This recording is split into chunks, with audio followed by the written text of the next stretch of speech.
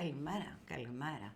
Ελπίζω να είστε καλά, ελπίζω να σας άρεσε και το προηγούμενο podcast, οι δύο που το ακούσατε. Χαιρόμαστε πάρα πολύ και σας ευχαριστούμε θερμά που μας αντέξατε. Σήμερα έχουμε το δεύτερο podcast. Και το δεύτερο podcast αναφέρεται πάνω στο γάμο, αλλά ελληνικά. Βέβαια, στη φωτογραφία έχουμε κάτι πολύ πιο ωραίο το γάμο, αλλά ιταλικά, με τον Μαρτσέλο Μαστρογιάννη και τη Σοφία Λόρεν. Ωραία πόδια η Σοφία, δεν γινόταν να μην τα βάλουμε. Και ωραίος άντρας ο Μαρτσέλο. Λοιπόν, πάμε λοιπόν στο γάμο ελληνικά. Έχουν γραφτεί πάρα πολλά για το γάμο. Έχει γίνει και ταινία με την Ία Βορντάλος.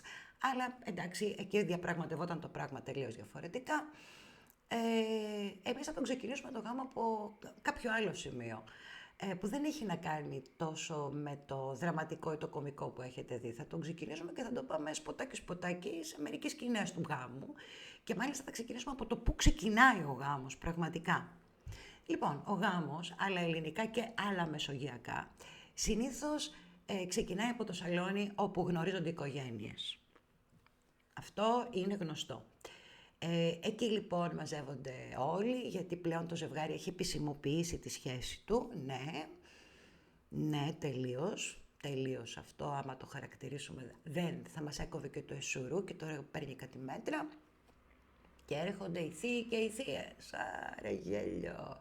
Αδερφός, πρωτοξάδερφος, αδερφή, πρωτοξάδερφη, όλο το σόι. Ανάλογα τώρα με πόση έκταση θέλεις να δώσεις. Εγώ θα σας πω πληροφοριακά ότι στο δικό μου το γάμο ήταν 20 άτομα. Παραπάνω δεν ήθελα, δεν άντεχα κιόλας, εκ των οποίων στενή συγγενής η αδερφή μου. Κανένας άλλος. Απλά πράγματα. Το πετάξαμε γρήγορα. Λοιπόν, έρχονται οι θείες. Όλοι έχουν κάνει προετοιμασία γνωριμίας. Είναι διαφορετική από την προετοιμασία του γάμου. Η προετοιμασία γνωριμίας είναι άλλο το ταγέρ, άλλο το χτένισμα, άλλο το μακιγιάζ, τα πάντα. Εσύ τώρα που κάθεσαι εσύ και είσαι ο επί ξύλου κρεμάμενος, αυτός δηλαδή που του λένε όλοι συγχαρητήρια, λες τι μπορεί, γιατί έκανα το φυσικότερο πράγμα του κόσμου, βρήκα έναν χριστιανό, μια χριστιανή και κουτουποθήκαμε καμιά 20 φορές. Και είπαμε να πάμε να γίνουμε και ζευγάρι επίσημο. Έλα τώρα, τέλος πάντων. Εν πάση περιπτώσει, έρχονται λοιπόν αυτοί και εσύ κάθεσαι και δέχεσαι συγχαρητήρια και πολλά φιλιά. Πάρα πολλά φιλιά. Πολλά. Λες και έχεις κάνει το μεγαλύτερο κατόρθωμα της ζωής σου. Είναι λοιπόν οι θείες.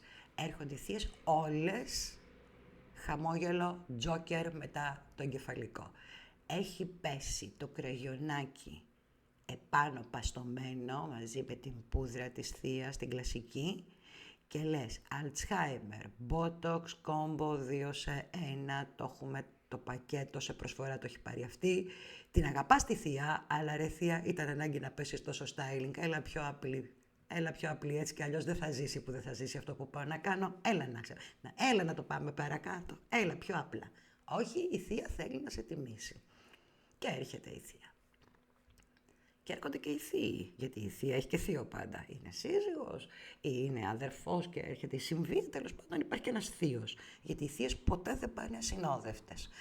Έτσι λοιπόν έρχεται ο θείος, κοντραξούρα. Οπα την έχει χτυπήσει, μάγουλο γυαλίζει, έχει ρίξει και after shave. Εσύ είσαι χημική ασφυξία, τον πλησιάζεις, μητούλα από εδώ, μουτς, κάτω τα χεράκια θείο, γιατί η θεία μπορεί να πλώνει και χεράκι.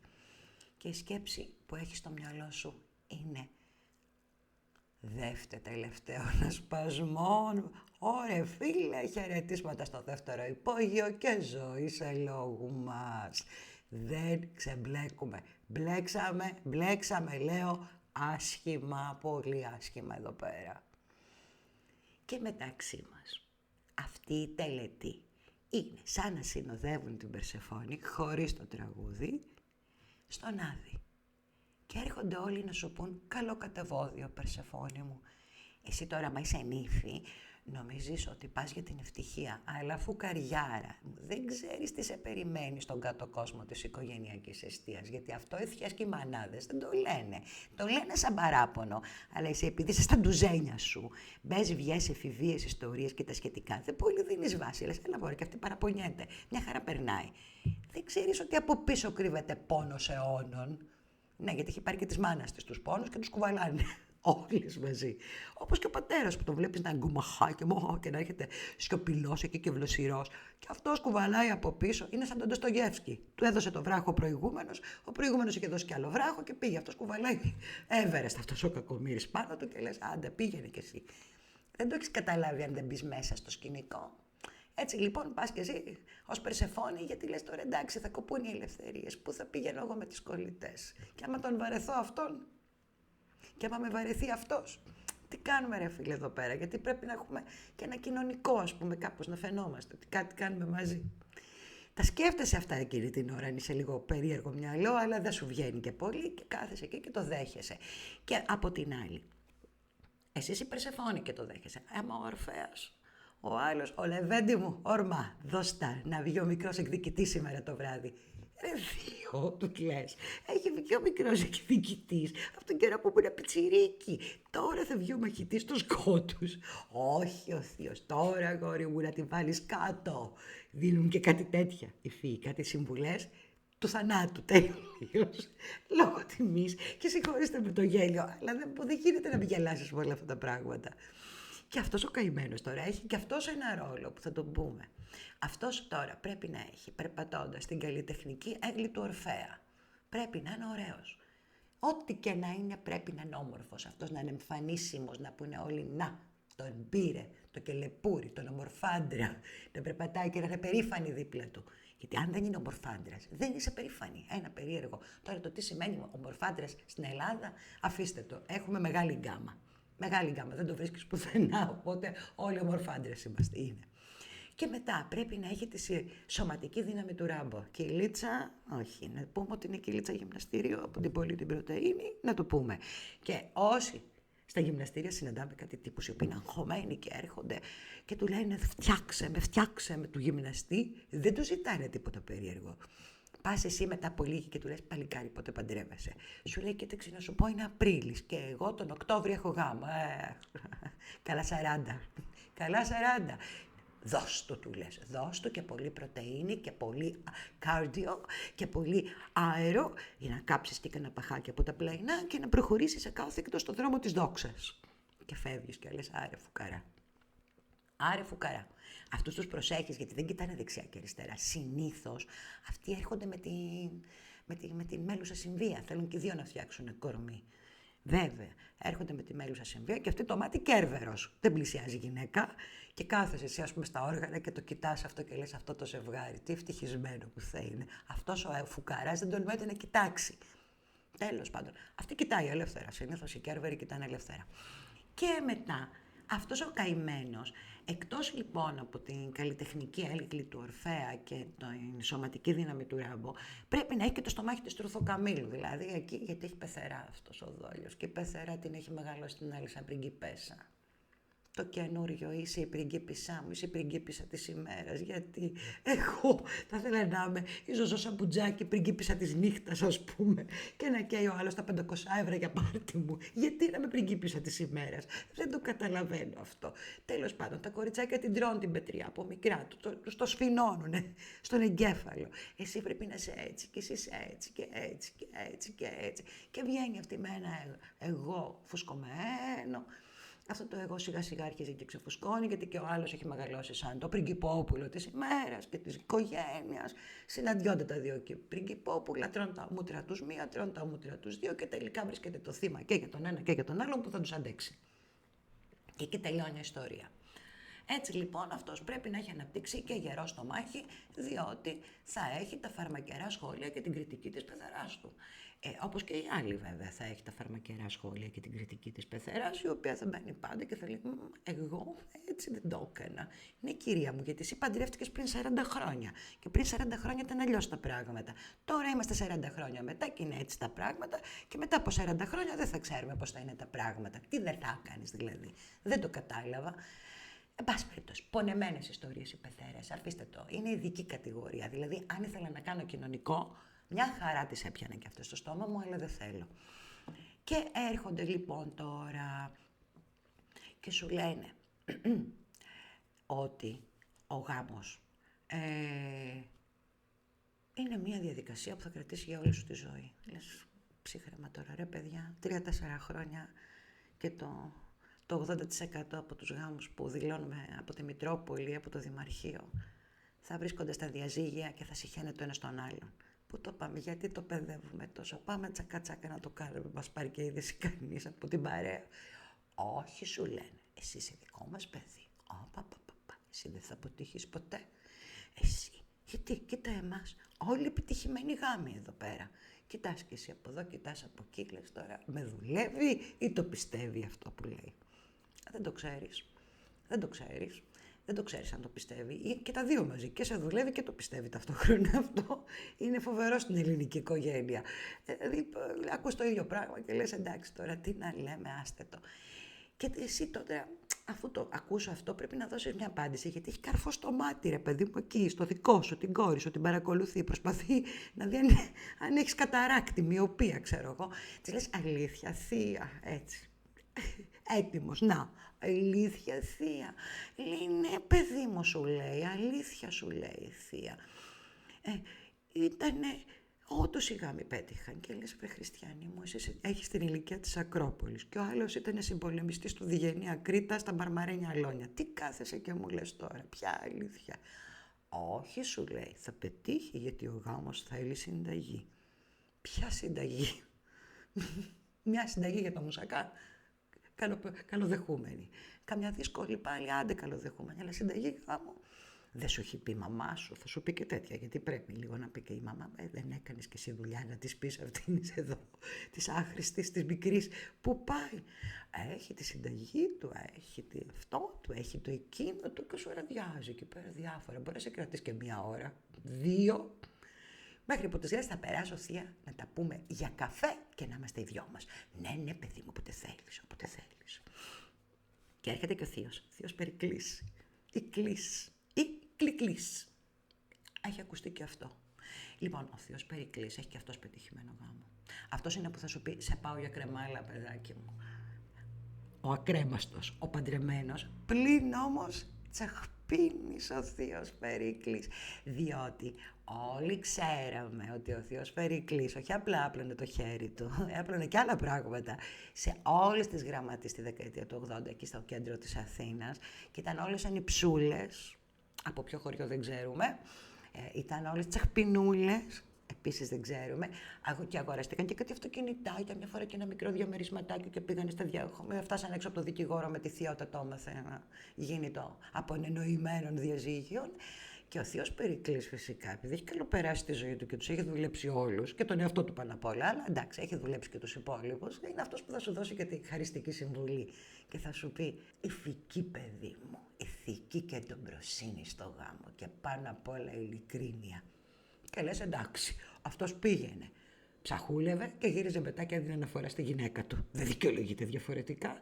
Ναι θεία.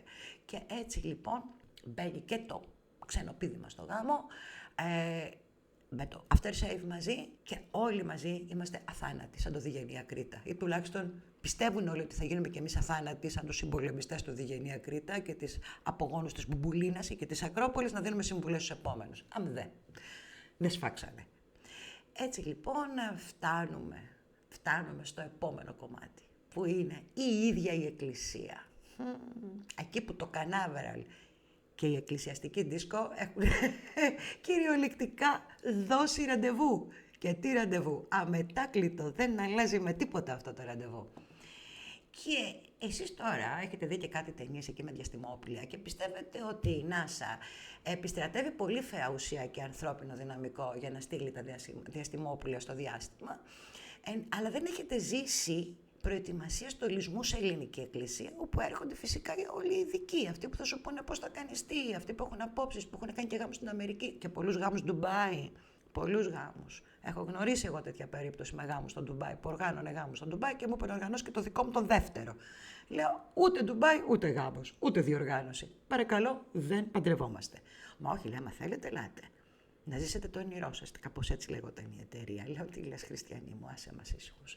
Λοιπόν, Έχουμε λοιπόν το στολισμό που έχουν έρθει όλοι αυτοί οι ειδικοί, οι οποίοι θα βάλουν εκεί τα υφάσματα, τις κορδέλες και μετά ανάλογα το τι θέλεις εσύ να κάνεις. Αν είναι γάμος, ας πούμε, σε κανένα ξοκλήσι που δεν πάει κανείς, γιατί πού να βάλεις το πέδιλο τώρα το 12 στο ξοκλήσι, θα γκρεμοτσακιστείς και θα χάσεις όλο το καλοκαίρι.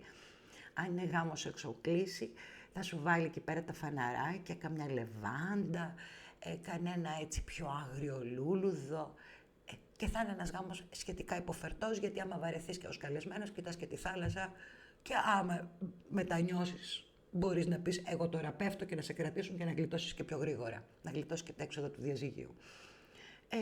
Αλλά αν είναι γάμος μητροπολιτικός, είτε στη Μητρόπολη του προαστίου, είτε σε μεγαλύτερη, τότε το πράγμα χοντρένει πάρα πολύ, γιατί εκεί έρχονται οι ειδικοί και αρχίζουν εκεί πέρα οι λαμπάδες, αστέρια και πάνω απ' όλα το λουλούδι. Το λουλούδι, ρε φίλε, τι λουλούδι, οι ανθοστήλες με το λουλούδι. Και αρχίζει τώρα να βάλουμε λευκά. Εγώ εντωμεταξύ δεν καταλαβαίνω. Λευκά βάζουν στους γάμους, λευκά βάζουν και στις κηδείες. Τώρα ποια είναι η διαφορά δεν ξέρω.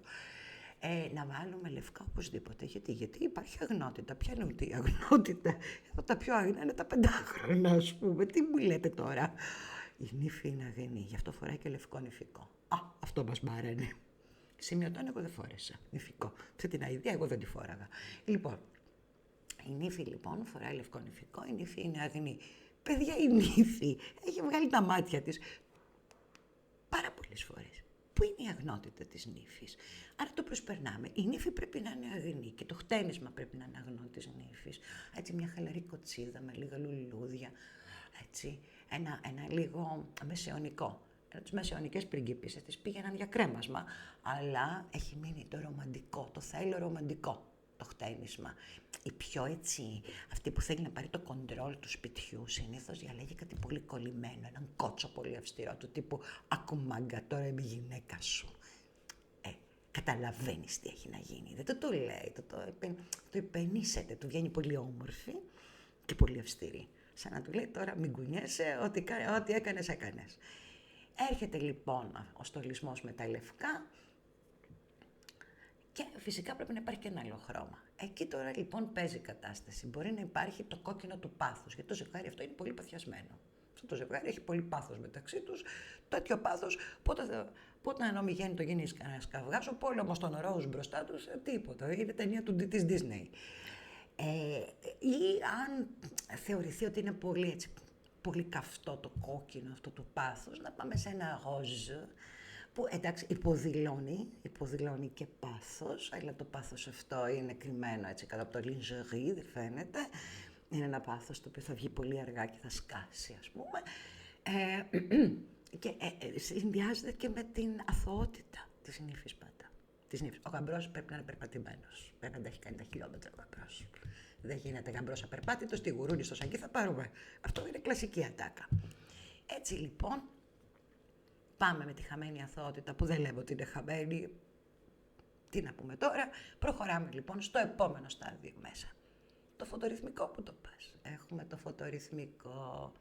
Και εσείς τώρα καθόσαστε και βλέπετε κάτι ταινίες με τον Ψάλη τη δεκαετία του 80 ή το Γαρδέλη, ακόμα χειρότερα, και λέτε, ωραία φίλε και τσαρία, έχετε πάει σε ελληνική εκκλησία να δείτε τον πολυέλαιο.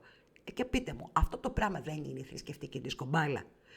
Δεν κινείται τίποτα αν δεν ανάψει. Δεν υπάρχει τελετή αν δεν ανάψει και γίνεται και σκοτωμός όταν ανάψει, γιατί είναι πολλά τα λεφτά και δεν ξέρω ποιος τα πληρώνει. Νομίζω ο κουμπάρος τα πληρώνει αυτά τα χρήματα. Ο κεντρικός πολυέλαιος σε κάνει να νιώθεις πεταλούδα. Λες, πάμε να το πλησιάσω, θα καώ. Η αλήθεια είναι ότι σε εκκλησία μπορείς να πάθεις μεγάλη πυρκαγιά, αλλά αυτό είναι μια άλλη ιστορία. Και αυτός ο πολυέλαιος για να ανάψει πρέπει να παίζει χρήμα. Και θα κρατήσουμε την ατάκα που θεωρώ ότι σας άρεσε από την προηγούμενο podcast. Θα πληρώ, ρε φίλε, θα πληρώ, θα τα ρίξω. Θα τα ρίξω ντάγκα. Γιατί θα πλησιάσω το φως μέχρι να γίνω παρανάλωμα. Εκεί αρχίζει το αυτοκαταστροφικό, εκεί αρχίζει και δουλεύει αντίστροφα η ψυχολογία. Θα γίνω παρανάλωμα. Ας πλησιάσω να καώ. Άναψε και εσύ παναθεμάσαι για να δω καλύτερα την πυρκαγιά. Οπότε μετά είσαι έτοιμος. Έχεις λουλούδι, έχεις πολυέλαιο, έχεις παρανάλωμα. Τι σου λείπει? Η μουσική επένδυση. Εκεί να δεις γέλιο. όλοι κουβαλάνε μέσα τους το Ρωμανό το μελωδό, προσωπικά. Ψάλτες κορδωμένοι, ντυμένοι και αυτοί, γιατί άμα είναι ο γάμος ακριβώς και έχει πληρωθεί και ο πρώτος ψάλτης, γέλιο. Έρχονται και τα παραψαλτάκια, βέβαια, αυτά είναι οι μαθητευόμενοι. Αυτοί γυρίζουν τις σελίδες και κρατάνε το σεκόντο πίσω, ας πούμε. Ο ένας, ο άλλος προσπαθεί να φτιάξει κατάσταση, όπως καταλαβαίνετε. Άμα γυρίσει καμιά σελίδα πίσω, τον αγριοκοιτάει ο βασικός, του λέει τι έκανες και τώρα όμως αυτό είναι λίγο ροκ. Δηλαδή εγώ όταν τους έβλεπα αυτούς, έλεγα εντάξει, το Ρωμανό το μελωδό, προσωπική γνωριμία. Σας έδινε τον ύμνο και πηγαίνατε κατευθείαν για Σοφιά μπροστά στο Βυζαντινό Αυτοκράτορα. Τι λένε όμως που όλο το κόνσεπτ μου βγάζει κάτι σε Queen, σε Metallica και λίγο Aerosmith. Λίγο Aerosmith, δηλαδή το είχε και το έτσι, το είχε και το twist της ανατροπής. Και τώρα λέμε για τους Metallica, γιατί κάνουμε μια παρένθεση, πήγε και η Σοφία Βούλτεψη στους Metallica, που αν της έλεγε στον καιρό των Metallica τι είναι η Metallica, η Σοφία Βούλτεψη θα σε κοίταζε σαν χάνω. Αλλά το λίμα Έλληνες πολιτική έρχεται μέσα στο καλοκαίρι και έρχονται και άλλα πράγματα. Εσείς να μας ακούτε μόνο. Από τις παραλίες δεν πειράζει, ακουγόμαστε καλά. Λοιπόν, έτσι λοιπόν, έχεις όλο αυτό το πράγμα, το σκηνικό έτοιμο μπροστά σου, είσαι πανευτυχής, ενίοτε χρειάζεσαι και ένα Ζάναξ, μερικοί μπορεί και να το χρειάζονται. Εγώ σίγουρα αν υπήρχε και δυνατότητα θα το είχα πάρει. Και λες, αμάν, έτοιμοι είμαστε. Φίλε Τσακίρ Κέφι, αρχίζει το μάτς. Πείτε το όπως θέλετε, κουμπάρι, δεξιά, αριστερά, όλοι σοβαροί και ο Χάνος στη μέση, ο υποψήφιος τέλος πάντων. Το γάμος αλλά ελληνικά, όπως καταλαβαίνετε, είναι ανεξάντλητη περίπτωση και προφανώς θα χρειαστεί και δεύτερο επεισόδιο. Τώρα, μπορεί να πείτε, εσύ ως τι μιλάς. Εγώ θα σας μιλήσω ως άνθρωπος που το έχει ζήσει από μέσα, όχι πηγαίνοντας σε γάμους, γιατί τους αποφεύγω, αλλά έχοντας παντρευτεί κανονικά και πολλά χρόνια. Λοιπόν, και αν δεν το ζήσεις, δεν έχει νόημα να κάτσεις και να το συζητήσεις.